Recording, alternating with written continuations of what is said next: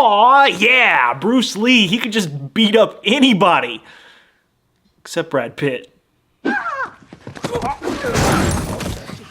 Welcome to Movies Revisited. I'm your host, Taylor James Johnson, and today we're going to be revisiting the 1973 Kung Fu martial arts classic Enter the Dragon, starring the one, the only, the legendary Bruce Lee in the final completed film he ever made. And if you've ever been in a fight or, any kind of altercation and you had to, defend yourself physically, you know that for a brief second you were like, maybe I can Bruce Lee these people, because he just makes it look so easy, so beautiful, so pure, so poetic. But nobody could ever do what this man did. So let's see what the great Travis Hobson has to say about Enter the Dragon.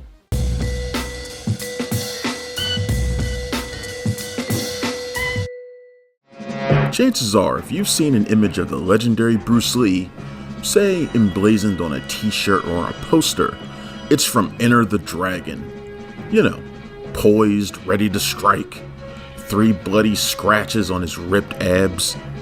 Enter the Dragon is by far the martial arts master's most famous film, and generally considered among the best martial arts movies ever made. And for good reason. It's frickin' awesome. It also holds a place as the final completed movie before his death in 1973.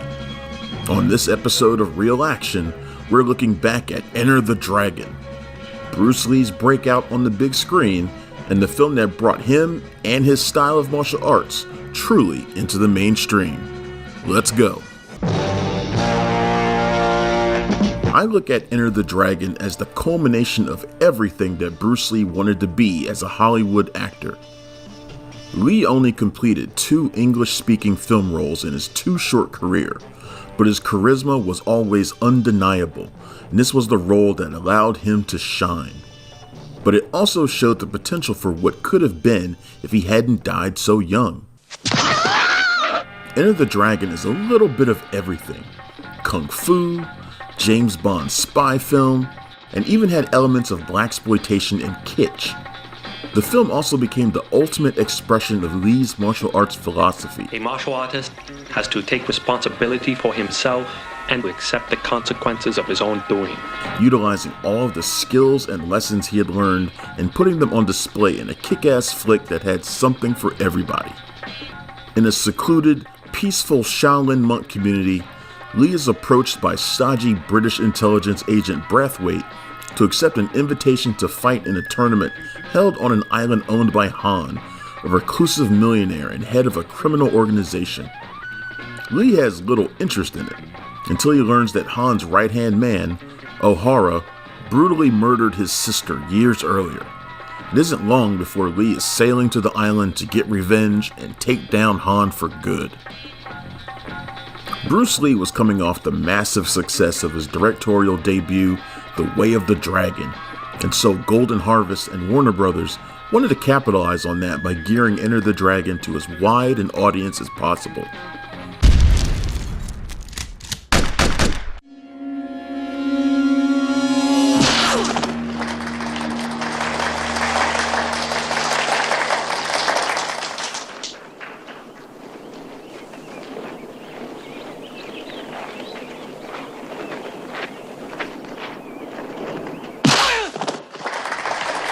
One of the first things that sticks out is that it features 3 heroes of different ethnicities in hopes of attracting those groups.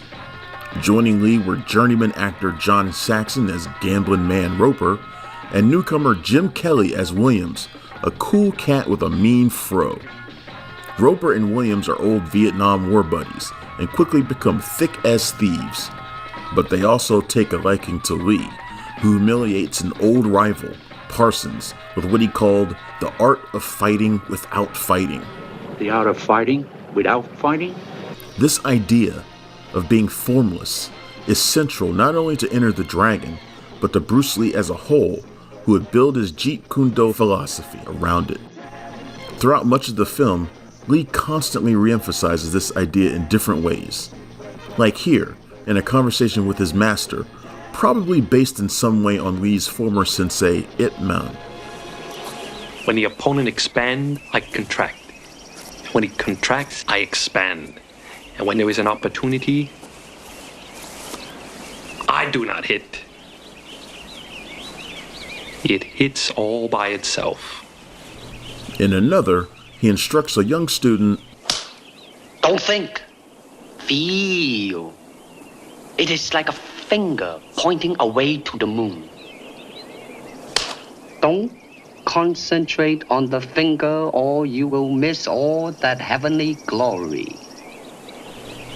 and in one of his most famous quotes, again in response to his teacher asking him about facing an opponent, Lee responds, There is no opponent. When asked why, Lee responds, Because the word I does not exist. There are many different interpretations of this, with most concluding that it means oneself is the only true obstacle to overcome. Do that and you are invincible. To me, that's never quite made sense. I've always taken it to mean that fighting against oneself is pointless. Be present in the moment. Let the past and worries about the future go. To be present in the moment is to be unstoppable. There was another day on which Bruce actually got to show his real martial arts prowess. We was doing a break in production and Bruce and the other cast and crew members were goofing around down here. There was a row of extras sitting on this wall behind me. One of them jumped down and says, "Bruce Lee, are you really that good?" And Bruce says, "Are you ready?" And then his foot moved faster than the eye could follow. And before anybody could react, the extra opened his mouth and blood and teeth fell out one side. Examples, really, of the speed and power of the real martial arts skill of Bruce Lee. And it happened right there on the killing fields from Enter the Dragon. Okay, enough philosophy. Let's get to the fighting.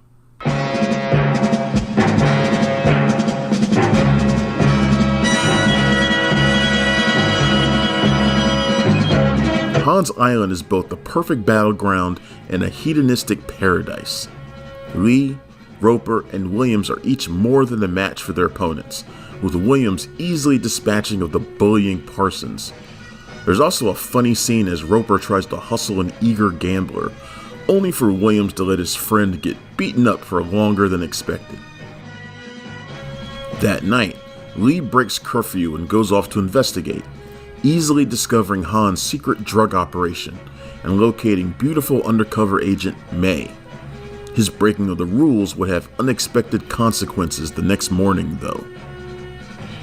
Enter the Dragon isn't just a showcase for Lee, but for loads of martial arts heavyweights on the big screen. I mentioned Jim Kelly earlier. When I was a kid, Jim Kelly was my personal favorite martial arts actor, not only for this film, but for what he would do next. His solo outing in Black Belt Jones, Hot Potato, and in 3 the Hard Way. Kelly was a decorated karate champion in the Shinryu discipline with his own dojo in Los Angeles, which is where he was recruited to star in Enter the Dragon after the first actor, Rodney Tarkington, bailed. Gee, how'd that choice work out, Rodney? Saxon, while he might not look it, was also a black belt in judo and a friend of Lee's. He was one of those actors who had fled Hollywood in the 60s and 70s to star in a bunch of Italian productions, and he had to be convinced to take the Roper role because the script treatment was so slight. Saxon also asked that his character not be killed off, but that it be someone else instead. More on that later because it still haunts me. Also making his presence felt is real action favorite, and still the most intimidating dude in the world, Yang Zhe, aka Bolo Young. He plays Han's muscular enforcer, and the next morning after Lee's breaking of curfew, Bolo literally crushes Han's failed security guards. Later, in a scene that still haunts me to this day, Williams is called into Han's office where they have a fateful conversation about Williams' ego and whether he'll be ready for defeat when it comes. And Williams utters these words that I'll never forget because of how he was just by saying them. I don't waste my time with it. When it comes, I won't even notice. Oh, how so? I'll be too busy looking good. So freaking cool, man. Of course, he didn't follow that up with, Man, you come right out of a comic book. before being beaten and killed in a one-on-one fight by Han and his artificial metal hand like some kind of Bond villain. I always remember the women laughing as Williams makes his futile stand. Still gives me the chills. Every one of the main trio in Enter the Dragon gets their moment, leading to an entire film full of unforgettable screen battles. Lee eventually gets his showdown with O'Hara and uses his incredible speed and striking to humiliate the Bruiser, who embarrasses himself and Han by trying to kill Lee with broken bottles. Who can forget that last fatal stomp by Lee and that feral howl of victory as he grinds his foot into O'Hara's neck? We even get Saxon versus Bolo, which, as crazy as it might seem, is a pretty good fight with Saxon's Roper coming out victorious. Roper, who's the shadiest of the three heroes and nearly joins Han's organization, is also something of a scrapper. That fits Saxon perfectly, who is older and less refined a fighter as his co-stars. Other fighting greats who would appear: Sammo Hung has an early fight with Lee in the film, and Jackie Chan pops up in a couple of scenes if you look closely and quickly enough. How sad is it that we never got to see a full-fledged movie with Lee and Chan side by side? Lee cast the film with real fighters to give it more of an authentic feel. The late Bob Wall, who had starred with Lee in The Way of the Dragon and would also have a role in Game of Death, played the bruising O'Hara. He was an Okinawan martial artist and another with his own dojo in California, one that he eventually sold to Chuck Norris. Rumors he and Lee were actually bitter enemies had been shot down by Wall, and never really made much sense given how often they worked together.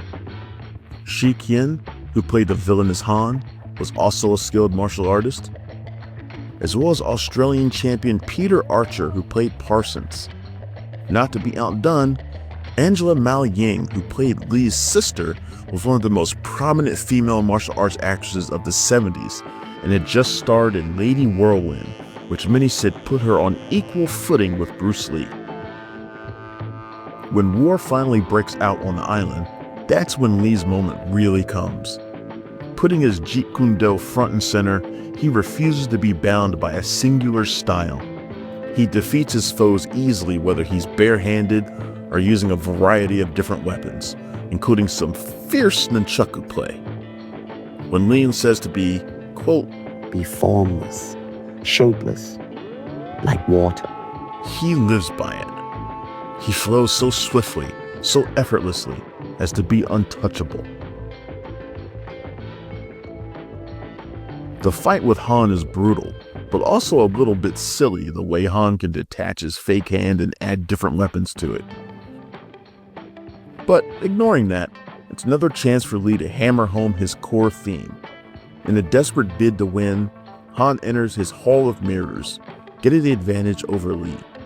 That is until he remembers an earlier teaching, quote, "Destroy the image and you will break the enemy." It's a lesson he takes quite literally.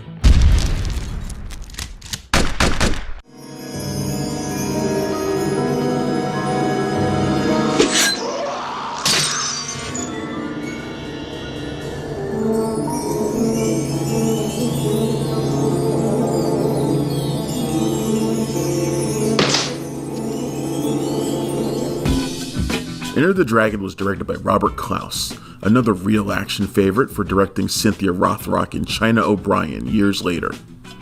Clouse was hardly the most technical filmmaker around, but he knew how to get the most out of his actors. He would be recruited 5 years after Lee's death to Frankenstein together a cut of Lee's final film, Game of Death, which, let's be honest, was an impossible undertaking and kinda looked like it. Before we continue with our video, here's a reminder to click the Store tab on any of our Joe Blow channels and browse our collection of the latest and freshest designs in our merch store. Go get you some. He would also direct Kelly in Black Belt Jones in 1974.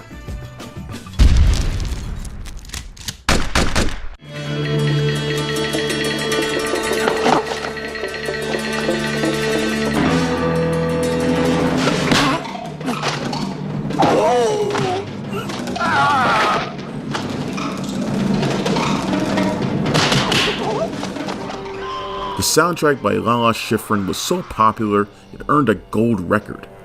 Schifrin, a jazz composer for most of his career, took sounds from China, Japan, and Korea for his samples, combining them with funk to make a sound that was all its own. Lee famously fought with the film's producers over a number of subjects, most notably the film's title. Warner Brothers wanted to go with the generic blood and steel, which Lee thought would give them the chance to re-edit the footage and make Saxon the star. But you couldn't do that with Enter the Dragon, as everyone knew the dragon was Bruce Lee, and this was going to be his big coming out party as a megastar. Obviously, he won that battle. Lee was right as well. Enter the Dragon was a massive hit, earning $350 million worldwide, which is roughly $1.2 billion when adjusted for inflation. At a budget of just $850K, it's one of the most successful movies of all time. Reviews were mixed at the time, and you'll still find a few people who like Lee's other work better, but Enter the Dragon has more than stood the test of time as one of the greatest martial arts movies ever made. Its influence is undeniable, both by increasing the popularity of martial arts in the West, but in the films and other media it inspired. How many video games have characters who are direct knockoffs of Bruce Lee?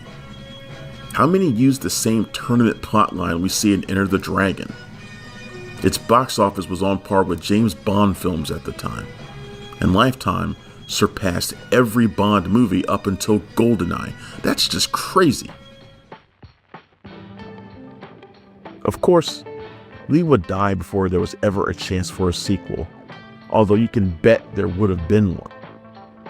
Decades later, there have been various reports on attempts to do a remake. One had Sons of Anarchy creator Kurt Sutter attached to a neo-noir titled Awaken the Dragon, which would star Korean pop star actor Rain. Spike Lee, Brett Ratner, and John Wick's David Leitch have been attached to different versions, but nothing has ever happened. Thank goodness. Every time I watch Enter the Dragon, it's a little bit bittersweet. Its remarkable success only hints at what Lee might have been able to accomplish if he had lived longer. More movies with Jackie Chan, more movies with Jim Kelly and Bolo Young, Chuck Norris, and if we were to be so lucky, his own son Brandon Lee. Enter the Dragon is not only just an amazing film for fight fans like yours truly, it's so good that when Bruce Lee delivers a line like, "Boards don't hit back," it actually sounds badass. Boards don't hit back. Enter the Dragon gets 9 out of 10 Stallones. Thank you for clicking on our video, everybody. If you like what you saw here, please make sure you like the video and subscribe and share with your friends who like this sort of content. Joe Blow was created by movie fans for movie fans, and we appreciate your support.